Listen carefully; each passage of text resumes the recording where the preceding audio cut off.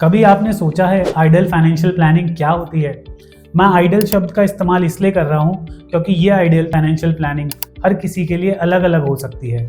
किसी के लिए होती है सिर्फ सर्वाइवल करना ही फाइनेंशियल प्लानिंग है, किसी के लिए घर, गाड़ी और बच्चों का फ्यूचर सिक्योर करना फाइनेंशियल प्लानिंग। पर हर बंदे के लिए ये डेफिनेशन अलग अलग है। अब जब मैं आपसे अपनी डेफिनेशन शेयर करूंगा तो वो एक्चुअली परफेक्ट तो नहीं पर प्रैक्टिकल जरूर है। अब आप एक चीज समझो, जब आप कॉलेज में होते हो तो आप 5-10 हज़ार रुपए के मंथली एक्सपेंस से भी अपना खर्चा चला लेते हो, पर जब आपकी जॉब लगती है, आपकी सैलरी 30-40-50 हज़ार होती है, वो पैसे भी आपके लिए कम पड़ जाते हैं। At the end of the month आप ये सोचते हो मेरी सैलरी कम है।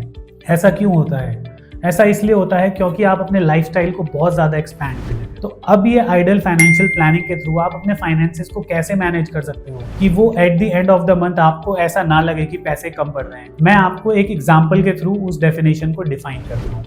सपोज एवरेज सैलरी ले लेते हैं 40,000 रुपये, और ये 3 किस्म के लोगों की हो सकती है, या तो बैचलर, या मैरिड, या फुल फैमिली मैन जो पूरा फैमिली के साथ रहता है। तो बैचलर को हम मान लेते हैं कि उसका नेसेसिटी पे जो फिक्स नेसेसिटी वाला खर्चा है वो 50% है, जो मैरिड है उसका 70% और जो फैमिली मैन है उसका 80%। तो यहाँ पे अगर हम फिक्स एक्सपेंडिचर को हटा के इन तीनों की सेविंग्स देखें तो ए के पास बचता है 20,000, बी के पास बचता है कुछ 12,000 और सी के पास बचते हैं पूरे 8,000 रुपये। अब यहीं से एक्चुअल प्लानिंग स्टार्ट होती है। मेरे ओपिनियन में अपनी सेविंग्स को ब्लाइंडली कहीं पे भी पार्क कर देना बिल्कुल गलत है। सबसे पहले बात करते हैं लाइफस्टाइल की। लाइफस्टाइल क्या है?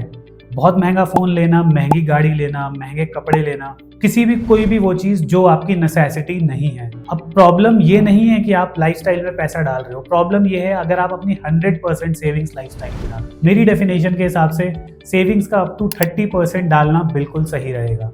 तो जो ए के लिए हुआ, ए के लिए वो अमाउंट हुई 6,000 रुपये, बी के लिए हुई 4200 और सी के लिए हुई 2400। तो अगर वो इस परसेंटेज के हिसाब से अपने फंड्स को एलोकेट करेंगे तो उनको फ्यूचर में प्रॉब्लम नहीं आएगी। अब आते हैं हेल्थ और लाइफ इंश्योरेंस पर।